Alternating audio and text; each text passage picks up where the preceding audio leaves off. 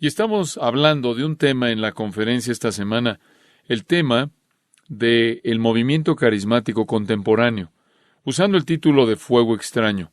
Y esta ha sido una preocupación para mí durante muchos años, una preocupación durante muchas décadas. Puedes remontarte a los primeros años de mi ministerio, cuando comencé el ministerio, y vi el principio de este movimiento y estaba profundamente preocupado.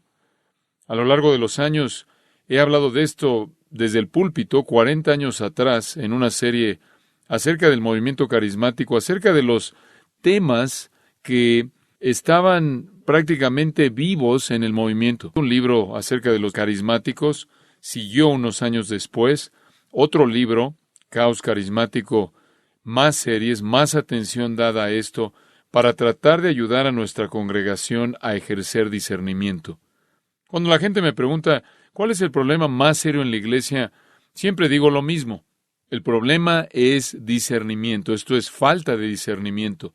Ese es el problema más grande que hay en la iglesia, porque si no puedes discernir la verdad con la palabra de Dios en tu mano, con la Biblia en tu mano, y no puedes discernir la verdad, puedes morir de 1000 herejías.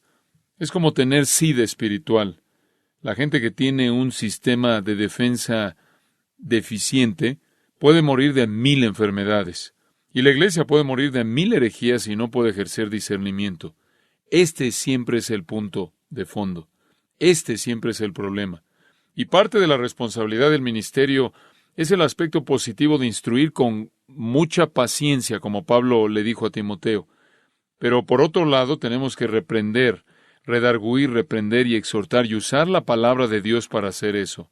Ejercer discernimiento se encuentra en el corazón mismo de la vida cristiana, porque la vida cristiana es un reflejo del pensamiento cristiano. Y el pensamiento cristiano debe estar arraigado en la doctrina sana, y allí es donde comienza el discernimiento. Es evidente que gran parte del cristianismo profesante carece de discernimiento. Y entonces, el esfuerzo en esta conferencia en estos días, y con mis queridos amigos que nos van a estar compartiendo y abriendo la palabra de Dios a ustedes y hablándoles, es ayudarles a ejercer discernimiento. Sabemos que hay gente en este movimiento que son engañadores y saben que son engañadores. Hay falsos maestros y saben que son falsos maestros. Y están involucrados en esto por motivos económicos y saben que están involucrados por motivos económicos. También sabemos que hay gente que está inmersa en este movimiento, que están engañados y quizás no sepan que están engañados. Estas son las ramas que necesitan ser arrebatadas del fuego, usando las palabras de Judas. Hay líderes que necesitan ser confrontados y expuestos, y hay líderes que son ignorantes, que necesitan ser ayudados y alentados y conocer la verdad. Deseamos ser como los nobles de Berea. Queremos escudriñar las Escrituras y ver si estas cosas son así, evaluar todo a la luz de la palabra de Dios, y ese va a ser nuestro esfuerzo en esta semana. Y como dije hace un minuto, realmente son los escogidos, tienen un asiento especial en este evento, en esta conferencia. Esto, hasta donde yo sé, nunca ha sucedido en la iglesia a lo largo de mi vida, en donde gente se han reunido para pensar acerca de este asunto. ¿Qué tan grande es? Hay 500 millones de carismáticos profesantes en el planeta. 500 millones. Para tener una perspectiva clara de esto, hay 1 billón de católicos romanos. Y para tener una mejor perspectiva de esto, hay 14 millones de mormones. 14 millones de mormones, 500 millones de carismáticos. Este es un asunto inmenso. No creo que nadie culparía a pastores por confrontar al mormonismo. Y deberían hacerlo con una perspectiva falsa de Dios, un concepto falso de Dios, un concepto falso de Cristo, un concepto falso de la salvación.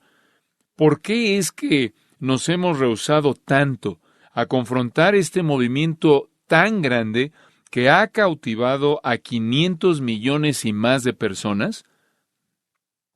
Entonces, lo que vamos a hacer en estos días, mientras estamos juntos, es hacerlo fielmente, hacerlo amorosamente, hacerlo compasivamente, pero hacerlo de una manera muy directa que te va a ayudar a entender los asuntos que están en juego para que puedas ejercer discernimiento.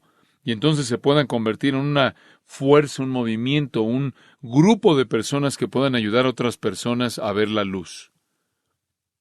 Y quiero que abran sus Biblias en Levítico capítulo 10. Levítico capítulo 10 es en donde encontramos la porción de las Escrituras que es la fuente del título de la conferencia, Fuego Extraño. El deber más elevado y el privilegio más elevado, la conducta más esencial y la responsabilidad suprema para la humanidad es adorar a Dios. Permítanme repetir eso porque quizás estaban distraídos buscando el pasaje en su Biblia. El deber más elevado, el privilegio más elevado, la conducta más esencial y la responsabilidad suprema de la humanidad es adorar a Dios. El Padre busca verdaderos adoradores, creyentes en el Evangelio, en el Señor Jesucristo. Ellos son los verdaderos adoradores. Entonces, nuestro deber y privilegio y prioridad eternos son la adoración. De hecho, cualquier vistazo que vemos al cielo en el libro de Apocalipsis revelará que todos los que están ahí, tanto santos como ángeles, están glorificando a Dios dándole honra. La actividad más seria que jamás alguien hará es la adoración. La actividad más seria que cualquier persona llevará a cabo es adorar. Y no solo en el cielo, sino también en la tierra. Cuando te congregas y dices que es con el propósito de adorar a Dios, acabas de pronunciar sobre ti mismo una urgencia y una severidad y una seriedad de la actividad misma en la cual te involucras. Nada es más serio que la adoración.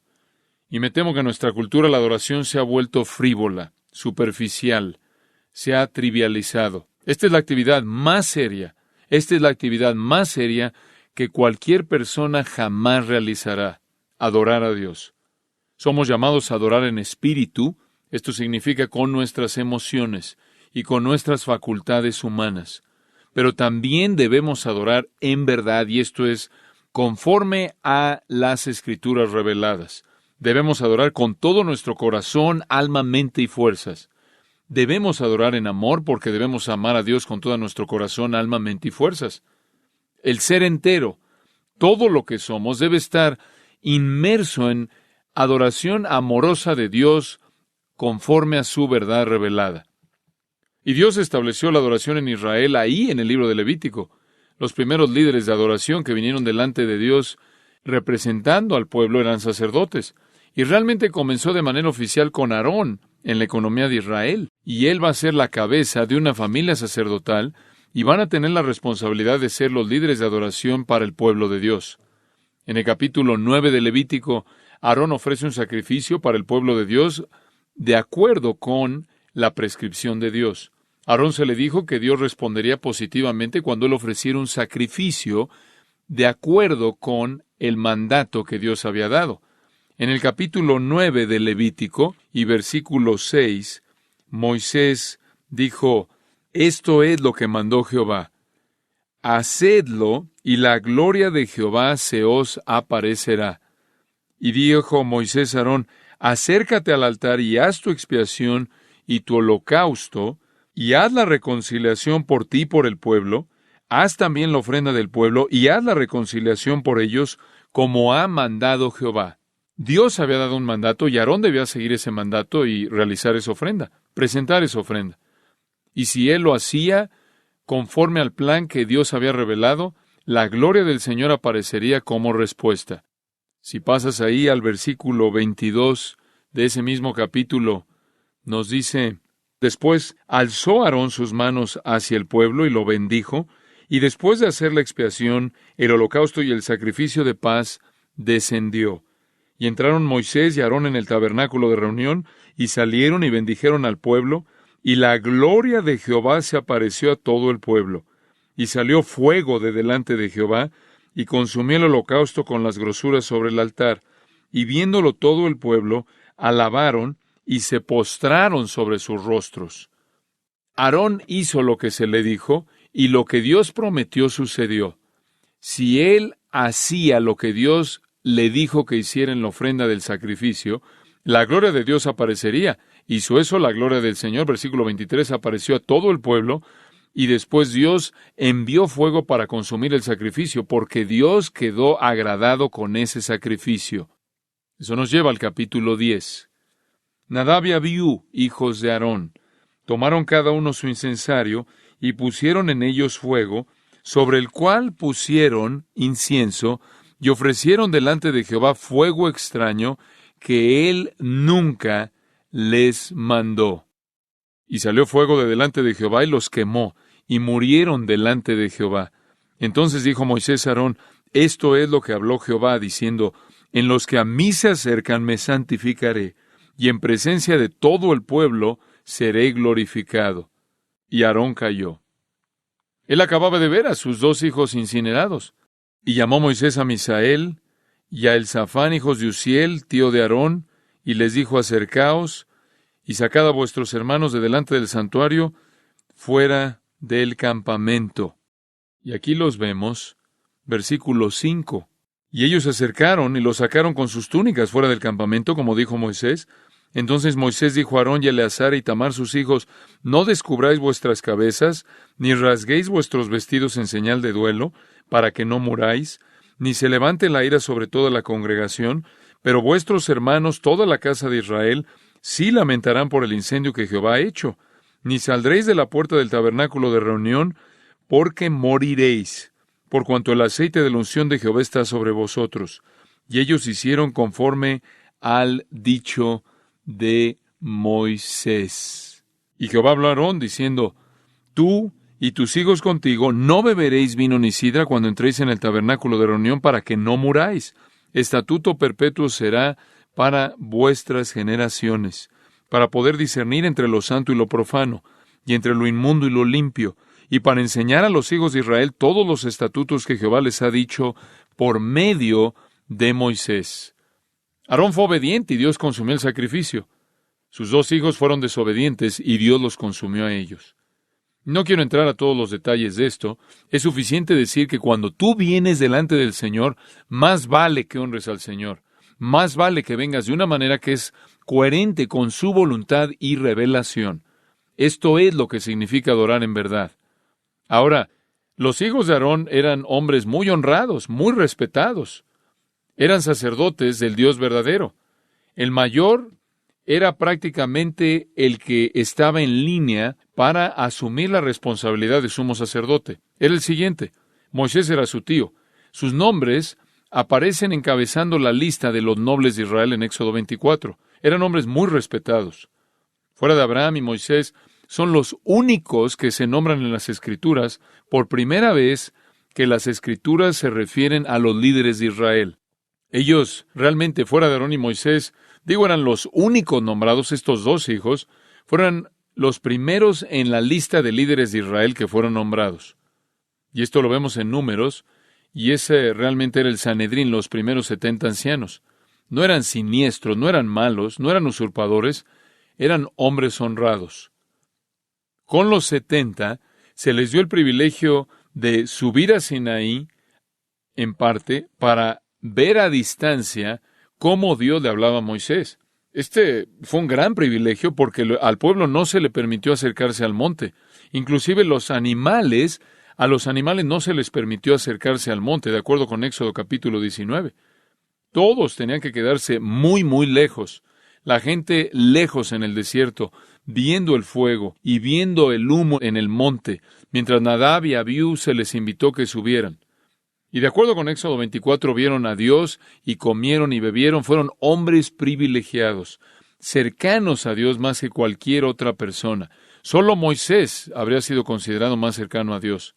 Parecían tan seguros, tan seguros. Y después sucedió, versículo 2, y salió fuego de delante de Jehová y los quemó, y murieron delante de Jehová. Entonces dijo Moisés a Aarón, esto es lo que habló Jehová diciendo. Esto es algo serio. Versículo 2, ellos ofrecieron fuego extraño que nunca les mandó. Y no sabemos en particular qué es el fuego extraño. Creo que la mejor suposición es que es fuego de otra fuente que no era el altar de bronce requerido que Dios mismo del cielo había encendido. Ellos debían tomar ese fuego del altar de bronce, el cual Dios personalmente había encendido de una manera sobrenatural. Obviamente trajeron fuego de algún otro lugar, alguna otra fuente. Podría parecer como algo no importante, algo insignificante. Podría parecer a la generación carnal, casual, que busca satisfacerse a sí misma, superficial, una generación como la nuestra, que realmente esta es una reacción excesiva, excesivamente severa. Bueno, ¿por qué? ¿Por qué le importa a Dios de dónde venga el fuego? ¿Acaso ese no es un detalle insignificante? No obstante, podría haber habido algo más que eso. No fue un detalle insignificante para Dios y podría haber habido algo más atrás en esto. El hecho que allí en el versículo 9 se le instruye a Aarón que no beba vino ni sidra cuando entréis en el tabernáculo de reunión para que no muráis. Entonces esto puede indicar que de hecho estaban en estado de ebriedad, estaban borrachos, no estaban en control de sus pensamientos, y esto llevó a su menosprecio blasfemo hacia la prescripción que Dios había ordenado. El mismo fuego que prendió, que encendió el sacrificio en el Nuevo 24, los consumió como antorcha en el capítulo 10. Esto es algo sobrio y esto es algo aterrador. Esto nos recuerda a Dios matando a Ananías y a Zafira en frente de la congregación en Hechos 5 porque mintieron al Espíritu Santo acerca de cuánto dinero tenían cuando vendieron su propiedad. Y esto también le podría parecer a una cultura casual, a una cultura carnal, como una reacción excesiva. Pero permítanme decirles de una manera simple algo. Los crímenes más serios en contra de Dios ocurren en la adoración corrupta. Las señales más serias, los crímenes más serios más bien, en contra de Dios, ocurren en la adoración corrupta. Pasen conmigo, si son tan amables, por un minuto, de regreso al capítulo 32 de Éxodo. Éxodo capítulo 32. Tengo tantas cosas que decir que vamos a acelerar aquí el paso y resumir. Pero yo sé que recuerdan la historia de Éxodo capítulo 32 porque es la historia del becerro de oro. Versículo 4 de ese capítulo, este es Aarón que ha guiado esto. Él prácticamente los tomó de las manos de ellos y le dio forma con buril e hizo de ello un becerro de fundición. Entonces dijeron, Israel, estos son tus dioses que te sacaron de la tierra de Egipto. El becerro de oro era una representación falsa del Dios verdadero. Y el pueblo, como nos dice en el versículo 6, al día siguiente madrugaron y ofrecieron holocaustos y presentaron ofrendas de paz. Y se sentó el pueblo a comer y a beber y se levantó a regocijarse.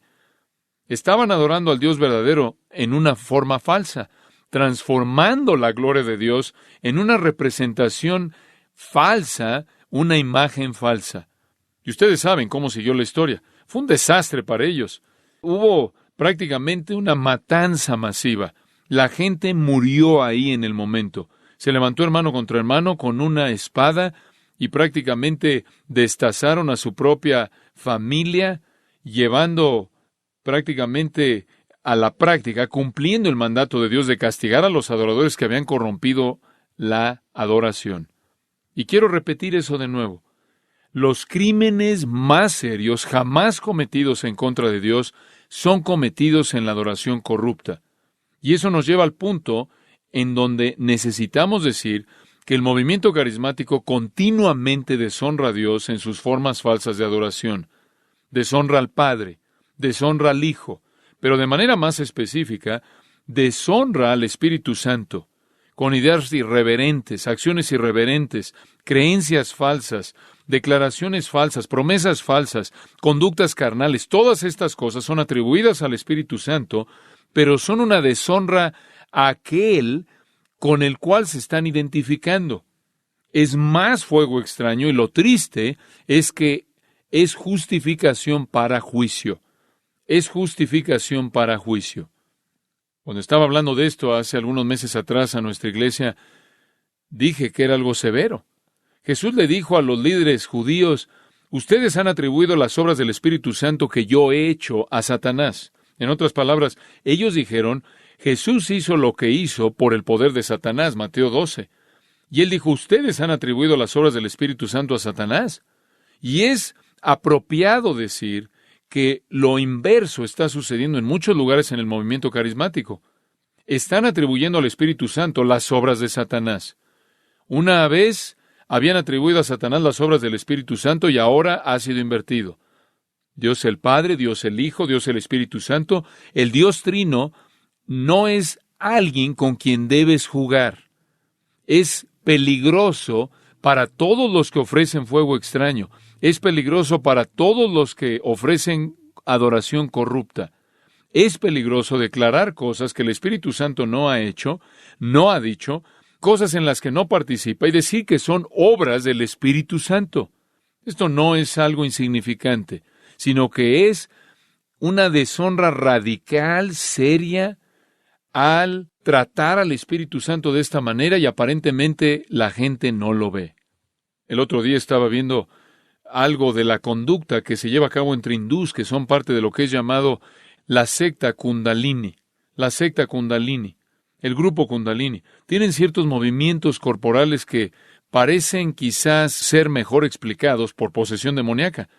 Y prácticamente son los movimientos corporales idénticos que encontramos en personas en el movimiento carismático, en las conductas extremas que vemos en los supuestos avivamientos. Esto es paganismo. Esta es la obra de Satanás. Esta es la obra del reino de las tinieblas y no debe ser atribuida al Espíritu Santo. Es algo trágico. En ciertas maneras es tan ridículo que te podrías reír de esto. Es algo trágico y es una ironía agonizante, francamente, que aquellos que dicen estar más entregados, aquellos que dicen tener la mayor devoción al Espíritu Santo, aquellos que dicen disfrutar de su poder, aquellos que dicen estar experimentando su presencia, están siguiendo patrones que blasfeman su nombre y que son iguales a los de aquellos que están involucrados con demonios. Atribuirle al Espíritu Santo obras que Él no hizo, palabras que Él no dijo, experiencias que Él no lleva a cabo, es un crimen muy serio, un crimen muy serio. En algunas maneras, los carismáticos han aventado sus fantasías al fuego extraño de la experiencia mística y el poder demoníaco y adoran al Dios falso que salió de esto. ¿Estoy acaso desacreditando a toda persona en el movimiento? No.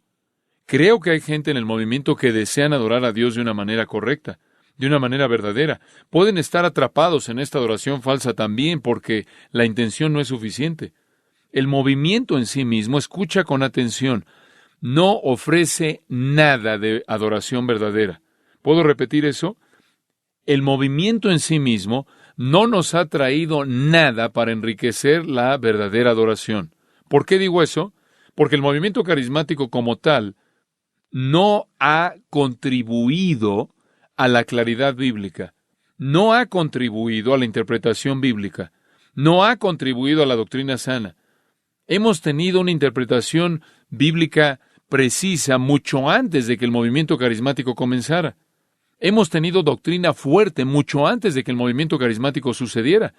Nos remontamos al pasado en la historia y hemos tenido un flujo constante de hombres fieles, remontándonos hasta los apóstoles, un flujo, una corriente clara de verdad que nos da un entendimiento rico y pleno de la palabra de Dios. Esa es la razón por la que un cristiano en la actualidad puede regresar y leer a los apóstoles y después regresar y leer a los reformadores y leer a los puritanos y seguir el flujo de verdad a lo largo de la historia y encontrar riqueza y entendimiento y claridad en todo punto de doctrina, regresando hasta el pasado. Ellos no añadieron nada a eso. Ellos prácticamente trajeron el caos, la confusión, la representación equivocada de Dios y el entendimiento equivocado de la verdad. ¿Acaso algunos en el movimiento carismático creen la verdad? Claro, la creen. ¿Algunos en el movimiento carismático tienen doctrina sana en algunos puntos? La tienen. Pero ninguno de esos entendimientos verdaderos han llegado a ellos a través de ese movimiento. El entendimiento verdadero de puntos doctrinales correctos que tienen siempre han estado ahí en la fila larga de predicadores piadosos y maestros fieles que Dios ha usado para mantener la verdad, para preservar la verdad y mantener a la iglesia en el curso correcto. El movimiento no añade nada a eso. Prácticamente le resta, lo confunde, quita la verdad, sustrae a la verdad, confunde. No es una fuente para algún tipo de extensión de nuestro entendimiento de las Escrituras o de doctrina sana. ¿Acaso han habido personas que verdaderamente han sido salvas en iglesias carismáticas y bajo la predicación de predicadores carismáticos? Respuesta, sí, pero nada ha salido de ese movimiento que haya sido la razón por la que fueron salvados. El Evangelio es la razón por la que fueron salvados y no fue inventado por ese movimiento. En algunos lugares todavía está intacto, en algunos no lo está. Nada saliendo del movimiento carismático ha provisto algún tipo de recuperación o fortalecimiento del Evangelio bíblico. Nada que sale del movimiento carismático ha preservado la verdad y la doctrina sana. Únicamente ha producido distorsión, confusión y error. La fe del Evangelio bíblico ha permanecido intacta, ha sobrevivido. Y sobrevivirá porque Dios la protege y levanta hombres fieles en iglesias fieles para transmitirla de generación a generación. Sí, hay personas en el movimiento carismático que conocen la verdad, que aman la verdad, que son ortodoxos en el Evangelio y heterodoxos en el Espíritu Santo. No todos ellos son herejes, pero lo repito, la contribución de la verdad a personas en el movimiento no viene del movimiento, sino que viene a pesar del movimiento. Pero por otro lado, el movimiento carismático está lleno de gente incrédula, personas que no conocen a Dios, personas que están involucradas por razones carnales, deseos carnales y experiencias emocionales.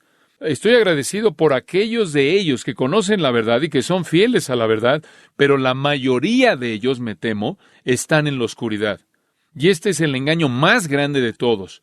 La gran cantidad, la masa de gente que ves ahí en Mateo capítulo 7, que son los muchos me dirán, hice esto en tu nombre, hizo aquello en tu nombre, predicado en tu nombre, hice milagros en tu nombre, y Jesús les dice, apartaos de mí que nunca os conocí.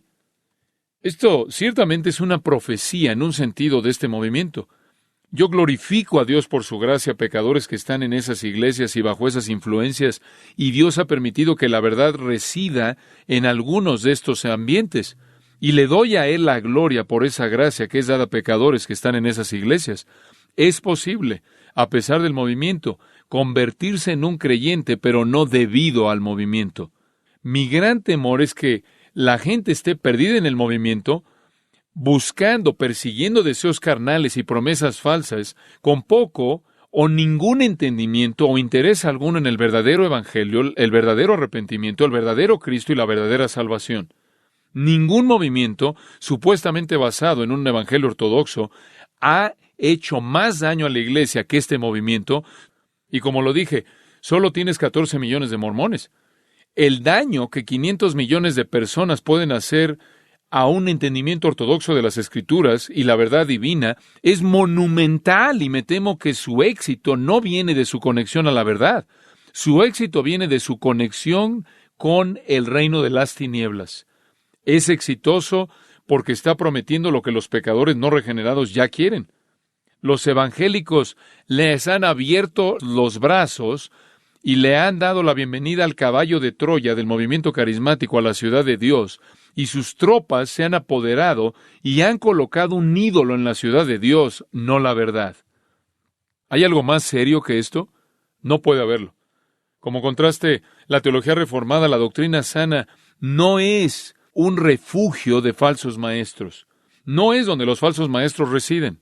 La teología reformada, la doctrina sana, la exposición fiel bíblica entre una larga fila, un legado grande y largo de hombres piadosos, no es un lugar para los falsos maestros.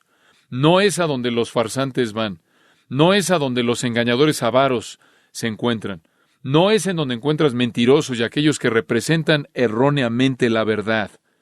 No vas a ir a una asociación de iglesias reformadas, aquellos que creen en las doctrinas de la Reforma que nos llevan de regreso a las doctrinas del Nuevo Testamento, y vas a encontrar milagros falsos, visiones falsas, profecías falsas, unciones falsas y todo tipo de conducta aberrante desenfrenada. No vas a encontrar a gente sacudiéndose y balbuceando y revolcándose y cayéndose y diciendo cosas aberrantes acerca del Espíritu Santo. Eso no va a suceder en ese ambiente porque están anclados en la verdad. Una vez que la experiencia y la emoción y la intuición se convierten en la definición de lo que es verdad, entonces el infierno es desatado. 1657. John Owen escribió un análisis de la comunión con Dios en una especie de estilo clásico. Los puritanos solían hacer esto. Este es el título de su libro. Este es el título. De la comunión con Dios, el Padre, el Hijo y el Espíritu Santo. Cada persona distintivamente en amor, gracia y consolación. Ahora ese es un título no muy breve, ¿no crees? O dice, aquí hay otro título. La comunión de los santos con el Padre, el Hijo y el Espíritu Santo desarrollada. Es un tesoro. Este libro escrito por John Owen porque explica la comunión trinitaria. Y Owen muestra cómo nuestra comunión es con el Padre y con el Hijo y con el Espíritu. Y cómo recibimos de cada persona en particular, cómo respondemos a cada persona en particular de la Trinidad. Nuestra relación de pacto está ligada con cada miembro de la Trinidad. Nuestra relación es iniciada por el Padre, es ratificada por el Hijo, es comunicada por el Espíritu Santo. El Padre expresa amor divino soberano, el Hijo expresa gracia divina soberana, el Espíritu Santo prácticamente entrega, el Espíritu Santo disemina vida soberana divina. Debemos estar involucrados en adoración plena del Espíritu Santo, celebrando todo lo que Dios ha hecho en la iniciación, todo lo que el Hijo ha hecho en la validación y todo lo que el Espíritu ha hecho, por así decirlo, en la consagración del acto en sí de salvarnos y santificarnos. ¿Cuál es la obra del Espíritu Santo? Él redarguye, regenera, justifica, Él ilumina, limpia, convierte, Él santifica, adopta, bautiza, mora, Él capacita, Él guía, Él libra, Él produce fruto, Él nos asegura. Esto es lo que las Escrituras dicen, y lo que no dicen es esto. El Espíritu Santo nos derriba. El Espíritu Santo nos hace reír de una manera torpe. El Espíritu Santo hace que nuestra temperatura corporal se incrementa. El Espíritu Santo nos produce hipo. El Espíritu Santo nos produce convulsiones, nos lleva a un estupor, nos hace vernos como si estuviéramos borrachos, nos hace que nos caigamos, nos hace hablar en balbuceo, nos hace producir gemidos, brincar, nos hace revolcarnos. Ridículo, absolutamente ridículo. El ministerio del Espíritu, escribe John Owen, consiste en traer las promesas de Cristo a nuestra memoria, en glorificarlo en nuestros corazones, en derramar el amor de Dios en nosotros, en dar testimonio a nosotros acerca de nuestro estado y condición espirituales, en sellarnos para el día de la redención, en ser las arras de nuestra herencia, en ungirnos con consolación, en confirmar nuestra adopción, en estar presente con nosotros en nuestras súplicas.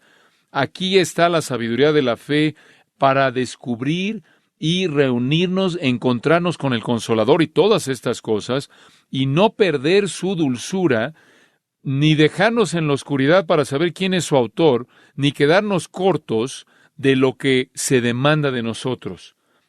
No podemos distinguir la obra maravillosa del Espíritu Santo acostados en la oscuridad. Tenemos que reconocerla y tener comunión con Él en gratitud por Él.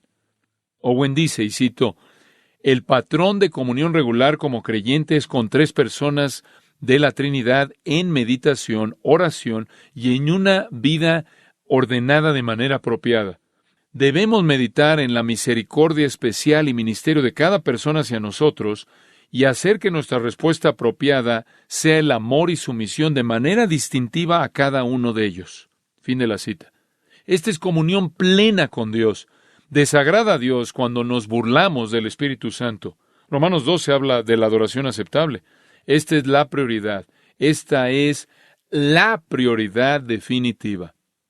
Otro puritano, Thomas Goodwin, dice, y cito, Nuestra adoración algunas veces es con el Padre, y después con el Hijo, y después con el Espíritu Santo. Algunas veces su corazón es llevado a considerar el amor del Padre en escoger, y después el amor de Cristo al redimir, y después el amor del Espíritu Santo al escudriñar las cosas profundas de Dios y revelarlas a nosotros, y esto es lo que nos cautiva. Y entonces un hombre va de un testimonio a otro de manera distintiva, el cual, dice Goodwin, es la comunión que debemos tener. Fin de la cita.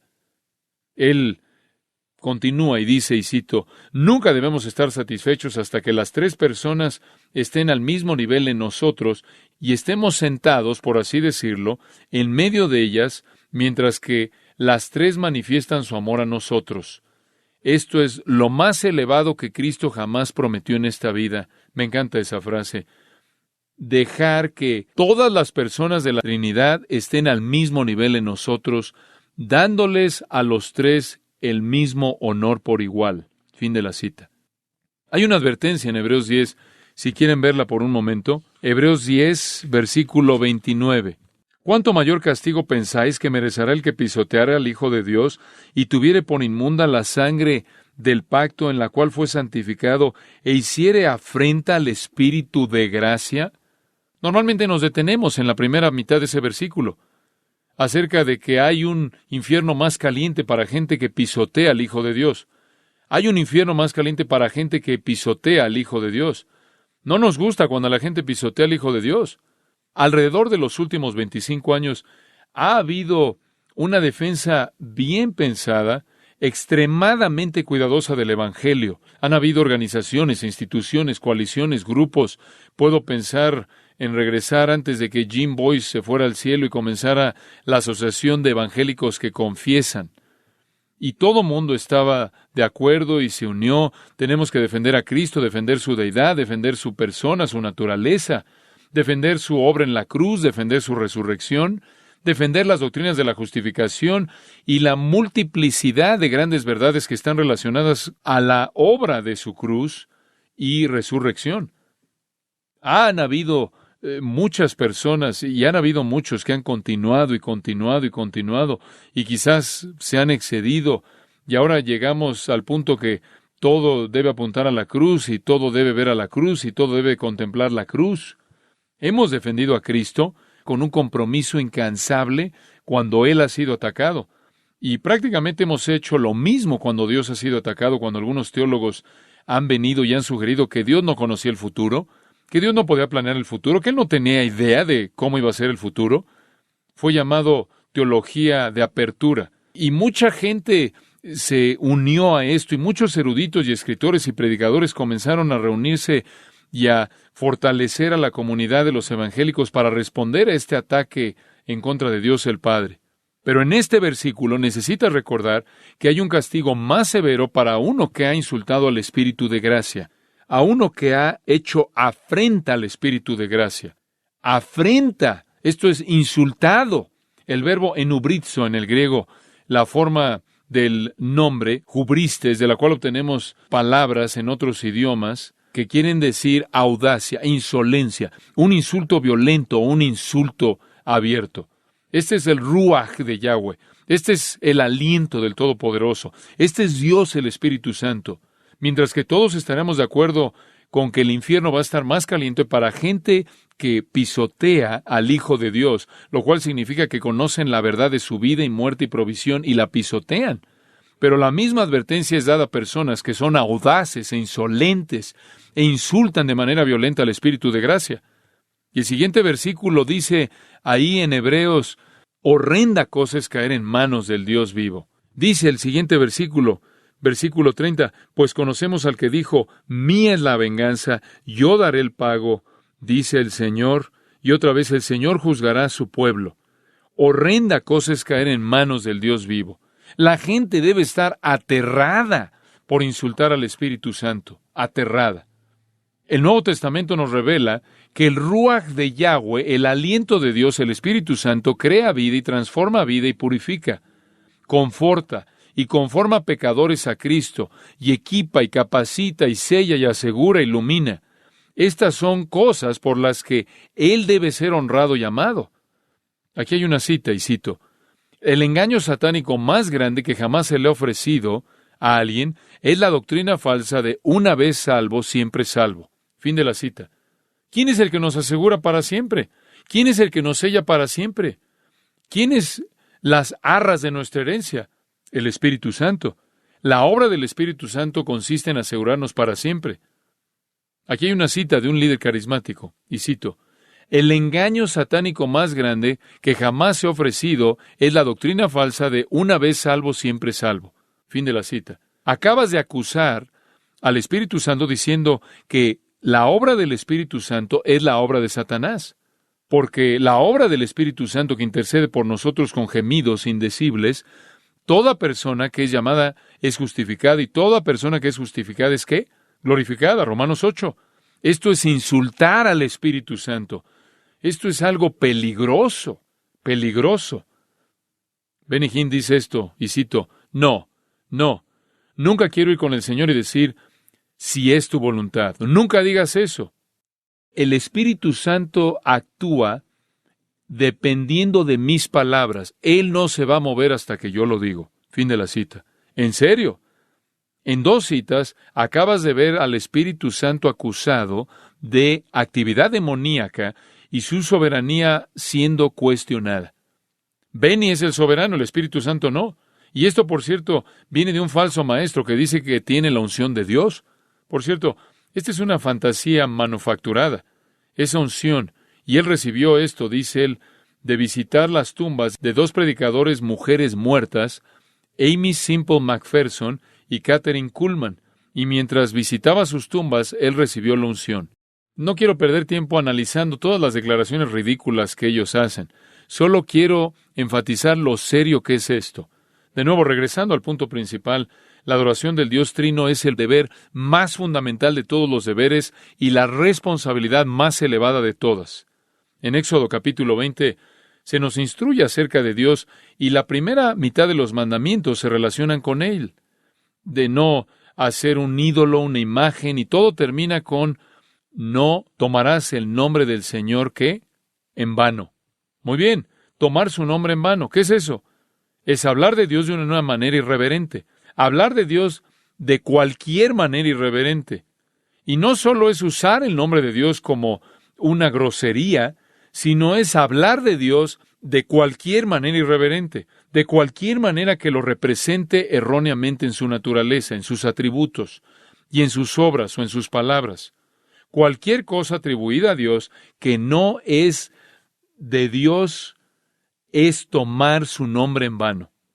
Pensar algo acerca de Dios, concebir algo acerca de Dios, atribuirle algo que no es genuinamente de Él, atribuirle algo que no es una realidad acerca de Él, referirse a Dios como alguien diferente de lo que Él es y asignarle cosas que Él nunca haría, palabras que Él nunca diría, es tomar su nombre en vano. No es solo usar su nombre en un juramento vano, sino que es ignorar lo que es verdad acerca de Dios. Es representar erróneamente a Dios. Esto es lo más severo. En Deuteronomio 28, en el versículo 58, hay un par de versículos ahí. Deuteronomio 28, versículo 58. Si no cuidares de poner por obra todas las palabras de esta ley que están escritas en este libro, temiendo este nombre glorioso y temible, Jehová tu Dios, entonces Jehová aumentará maravillosamente tus plagas y las plagas de tu descendencia, plagas grandes y permanentes, y enfermedades malignas y duraderas, y traerá sobre ti todos los males de Egipto delante de los cuales temiste, y no te dejarán. Toma el nombre de Dios en vano, y Dios te castigará. Deuteronomio dice, no dejará sin castigo. El que haga eso no se quedará sin ser castigado. Y ¿saben una cosa? Realmente me impresiona que el movimiento ha sobrevivido como lo ha hecho hasta hoy. Simplemente la gente me dice, ¿por qué Dios no mata a estas personas? ¿Por qué no los derriba? Porque por naturaleza es paciente y porque sus propósitos son desconocidos para mí. Yo no sé más acerca de los consejos secretos de Dios que Job supo. Y Dios no está obligado a decirme todo, pero sé esto. El crecimiento de el movimiento carismático falso no va a detener la mano de juicio de Dios en el tiempo de Dios. No necesitamos una versión de becerro de oro del Espíritu Santo. No necesitamos un Espíritu Santo falso. Necesitamos al Espíritu Santo que está revelado en las Escrituras, titulado El aliento del Todopoderoso, en Job 33, el Espíritu eterno de Hebreos 9, el Espíritu generoso, buen Espíritu de Salmo 51, el buen Espíritu del Salmo 153, y después todos estos nombres, el Espíritu del Dios viviente, el Espíritu de Dios, el Espíritu del Padre, el Espíritu de Cristo, el Espíritu del Hijo, el Espíritu de vida, el Espíritu de gracia, el Espíritu de sabiduría, el Espíritu de consejo, de poder, de entendimiento, conocimiento y del temor del Señor, el Espíritu de verdad, el Espíritu de santidad, el Espíritu de gloria, el Consolador, y en Lucas 1, el poder del Altísimo. Tan santo como es el Padre y el Hijo, así lo es el Espíritu.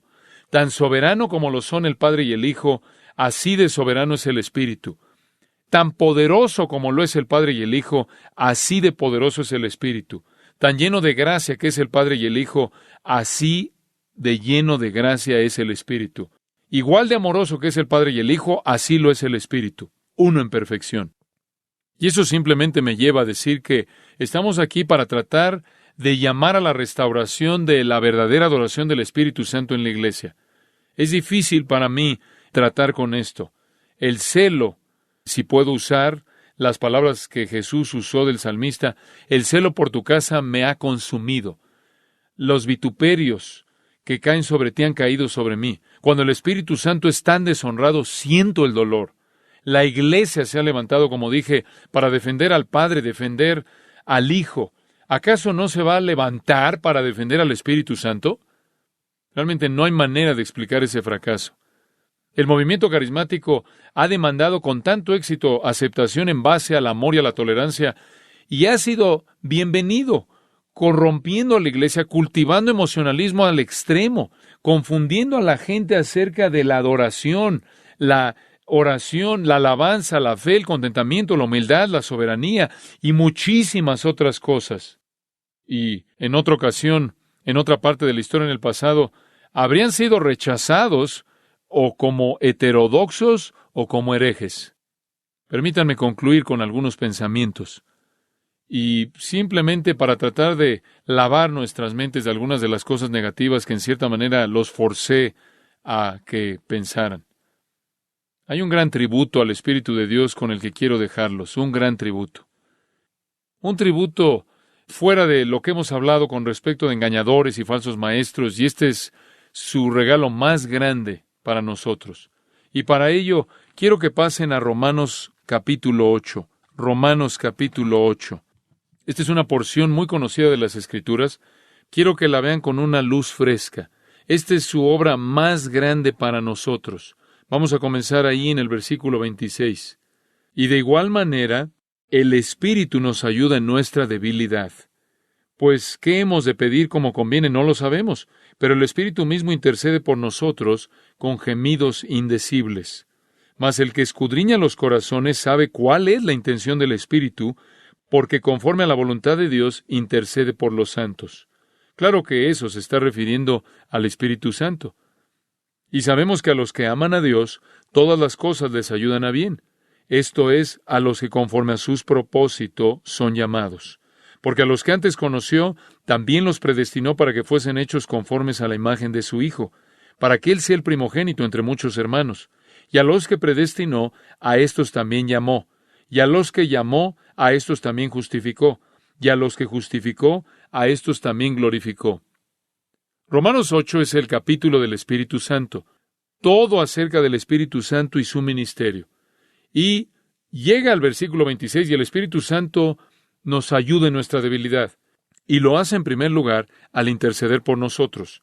Él es un intercesor así como Cristo es un intercesor por nosotros. Y Él siempre intercede de acuerdo con la voluntad de Dios, porque Él conoce la voluntad de Dios. Como resultado de la obra intercesora del Espíritu Santo, todo obra para bien. Todo obra para bien. Para nuestro bien eterno como creyentes. No solo porque Dios lo dice, sino porque el Espíritu Santo se asegura de que suceda. Muy bien. El Espíritu Santo es el que está haciendo que todo obre para nuestro bien. Todo, absolutamente todo. Pero hay otro elemento de esto. ¿Cuál es la esencia de esta bondad? ¿A qué te refieres con que todas las cosas nos ayudan a bien? ¿Cuál es el bien? Versículo 29, aquí está. Aquí está el bien. Porque a los que antes conoció, también los predestinó para que fuesen hechos conformes a la imagen de su Hijo. Ahora, aquí está la obra definitiva del Espíritu Santo, conformarnos a Cristo. Muy bien, el Espíritu Santo lleva a cabo su obra en nosotros de tal manera que todo obre, opere, para llegar a una meta definitiva, para llegar a un bien definitivo, y ese bien definitivo es conformidad a la imagen del Hijo de Dios. Y entonces Él se convierte en el preeminente entre muchos que comparten su semejanza. Entonces, ¿qué es lo que el Espíritu Santo quiere hacer en tu vida? Dicho de una manera simple, conformarte ¿a quién? A Cristo, hacerte como Cristo. Conformarte a la eikón, la imagen de Cristo. Él lleva a cabo sobre nosotros para hacernos como Jesucristo. Eso es de lo que Pablo habla en Filipenses cuando él dijo, prosigo a la meta. Y dices, bueno, ¿cuál es la meta? La meta es el premio del supremo llamamiento. ¿Cuál es el premio cuando seamos llamados al cielo? Seremos como Cristo. Entonces, aquello en lo que nos convertiremos cuando seamos glorificados es la meta, inclusive ahora en nuestra santificación. Aquello en lo que nos convertiremos, si hemos sido predestinados y llamados y justificados, seremos glorificados, y cuando seamos glorificados, seremos hechos como Cristo. Primera de Juan 3. Seremos como Él porque le veremos tal como Él es.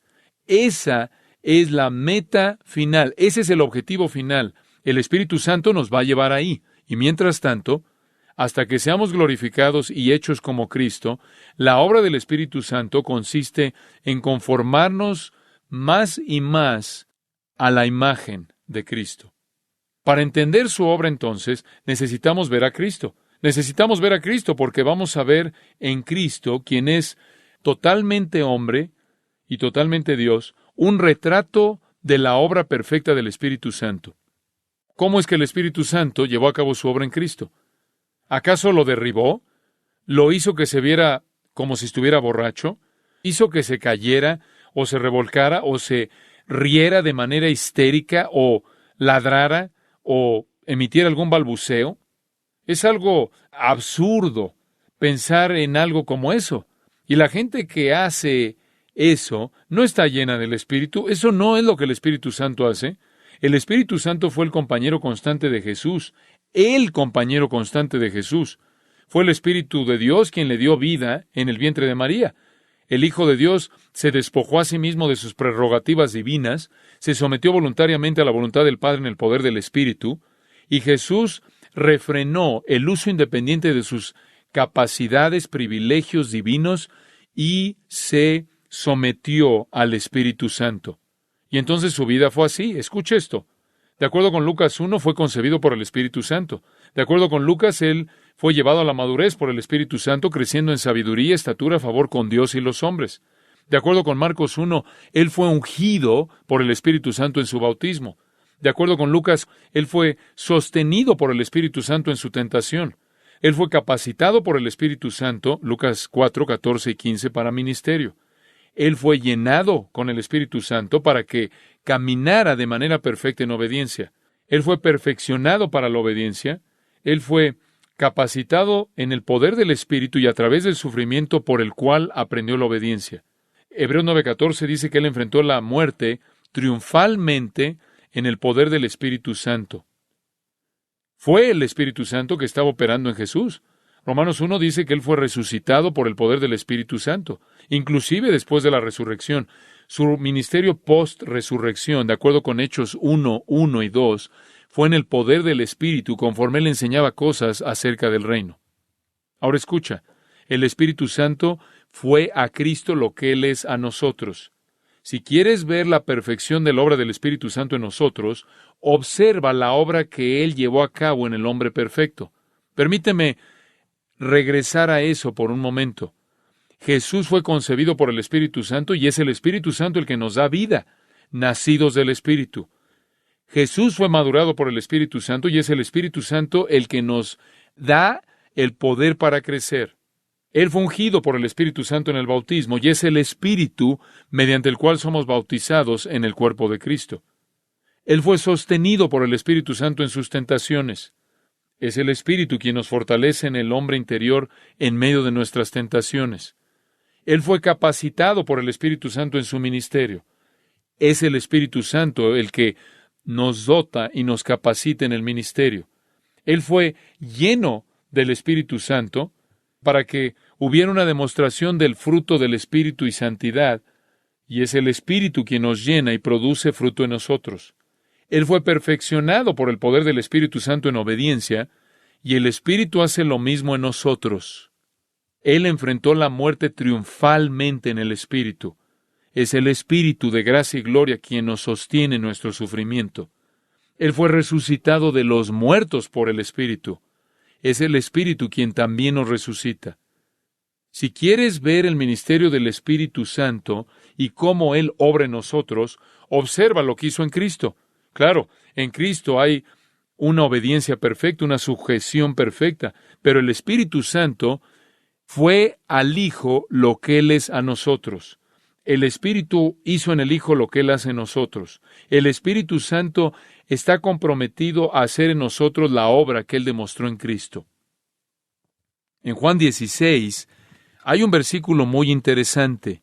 Juan 16, versículo 7. Pero yo os digo la verdad, os conviene que yo me vaya, porque si no me fuera, el Consolador no vendría a vosotros, mas si me fuere, os lo enviaré. ¿Por qué es mejor que tú te vayas? Porque si me voy a enviar al Espíritu Santo. Voy a enviar al Espíritu Santo. Mejor, porque el Espíritu Santo va a hacer en ustedes lo que Él hizo en mí. Ese es su ministerio. Yo he tenido mi ministerio, ese es su ministerio. El mío ha llegado a su fin, el suyo está a punto de ser iniciado en su plenitud. Juan 14, 16. Y yo rogaré al Padre y os dará otro Consolador, para que esté con vosotros para siempre. Versículo 26. Mas el Consolador, el Espíritu Santo, a quien el Padre enviará en mi nombre, Él os enseñará todas las cosas, y os recordará todo lo que yo os he dicho. Esto es primero a los apóstoles que van a escribir el Nuevo Testamento, y extendido más allá de eso a todo creyente que se va a beneficiar del ministerio de la verdad del Espíritu Santo. El capítulo 15, en esencia, dice lo mismo. Versículo 26. Pero cuando venga el Consolador a quien yo os enviaré del Padre, el Espíritu de verdad, el cual procede del Padre, Él dará testimonio acerca de mí. Capítulo 16, versículo 13. Pero cuando venga el Espíritu de verdad, Él os guiará toda la verdad, porque no hablará por su propia cuenta, sino que hablará todo lo que oyere, y os hará saber las cosas que habrán de venir. Él me glorificará, porque tomará de lo mío, y os lo hará saber. En otras palabras, el ministerio del Espíritu Santo es llevarte a la verdad, descubrir las cosas de Cristo en ti, para que puedas ser conformado a la semejanza a Cristo. Esto es simplemente una realidad asombrosa. El Espíritu Santo hace en nosotros lo que Él hizo en el Hijo, conformarnos a la imagen misma de Cristo. Jesús nos muestra cómo se ve la humanidad perfecta. El Espíritu nos está conformando a Cristo, capacitando a los elegidos redimidos por Dios, para que a lo largo del tiempo seamos triunfales sobre el poder del pecado, la carne, Satanás y el mundo, capacitándonos para ser más y más como el Hijo de Dios. El Espíritu Santo está llevando a cabo en nosotros, produciendo en nosotros conocimiento santo, doctrina santa, obras santas, actitudes santas, palabras santas, una naturaleza santa. Esto es una manera de vivir santa, acciones santas, ambiciones santas, anhelos santos, deseos santos. ¡Qué cosa tan horrible! ¡Qué insulto es para Él! Decir que es responsable por la corrupción y la impiedad y la insensatez, inclusive los elementos demoníacos que deshonran al Padre y al Hijo y al Espíritu Santo. La obra del Espíritu Santo es tomar a portadores corruptos de la imagen de Dios que no pueden glorificar a Dios, en quienes la semejanza divina ha sido tan profundamente distorsionada que todos van a morir eternamente y van a pasar la eternidad en el tormento del infierno sin posibilidad alguna de escape, y tomar a esas personas distorsionadas y llenas de cicatrices y restaurarles a la semejanza a Jesucristo. Comenzaré a creer que la verdad prevalece en el movimiento carismático cuando vea líderes que son las personas más expuestas a sus principios y que se vean más parecidos a Jesucristo. Y puedo ver que realmente sean participantes de la naturaleza divina. Padre, te damos gracias porque hemos podido congregarnos. Gracias por estas amadas personas. Hay un anhelo en sus corazones por la verdad, no por la verdad en sí misma, sino por causa de conocerte a ti, llamarte a ti, servirte a ti, proclamar tu palabra. Sabemos cuál es la verdadera obra del Espíritu Santo, porque tú nos has dicho que en donde veamos semejanza a Cristo, la humildad de Cristo, la mansedumbre de Cristo, la gentileza de Cristo, la bondad de Cristo, la veracidad de Cristo, en donde vemos la palabra de Dios exaltada y honrada, sabemos que el Espíritu Santo está operando. Cuando vemos sacrificio, en donde vemos sacrificio, en donde vemos amor, en donde vemos una pasión por las Sagradas Escrituras, en donde vemos discernimiento y que la verdad reina, sabemos que el Espíritu Santo está obrando. Y bueno, no vemos eso en este movimiento. Y por lo tanto, no podemos concluir que es una obra del Espíritu Santo. Nunca se lo atribuiríamos a Él. Tendríamos temor, siquiera de pensar de hacerlo. Haz que la verdad sea clara, Señor. Haz que la verdad sea clara. Ayúdanos a entender para que seamos medios de ayudar a otros a entender. Gracias por todo lo que has hecho en nosotros. No nos sentimos engañados. No necesitamos estar buscando, persiguiendo algún tipo de estas farsas insensatas. Estamos contentos porque la obra del Espíritu Santo verdaderamente se está desarrollando en creyentes verdaderos. Estamos agradecidos porque experimentamos eso. Está manifestando en nosotros tu amor hacia ti, nuestro amor hacia la verdad, nuestro amor hacia el pueblo de Dios. Estas son cosas producidas por el Espíritu Santo, no solo en lo que amamos, sino en lo que odiamos. Un odio hacia el error, hacia el pecado, hacia la corrupción. No somos perfectos, estamos lejos de ello. Pero amamos lo que amamos y odiamos lo que odiamos debido a la obra del Espíritu Santo en nosotros. Y te damos gracias por ello. Bendecimos tu nombre. Danos una semana maravillosa y cumple en nosotros todo tu placer y cumple en nosotros tu beneplácito. Oramos esto en el nombre de Cristo. Amén.